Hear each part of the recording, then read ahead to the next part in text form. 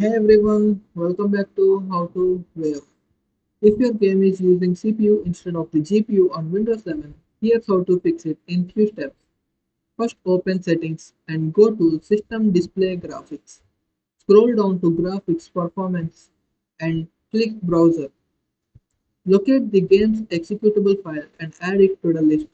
Next, select the game from the list, click Options and choose High Performance to force the game to use GPU. Confirm your changes. Ensure your GPI driver are up to date.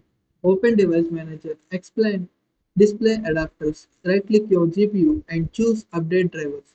Search automatically for drivers. Alternatively, visit your GPU manufacturer's website to download the latest version of driver manually.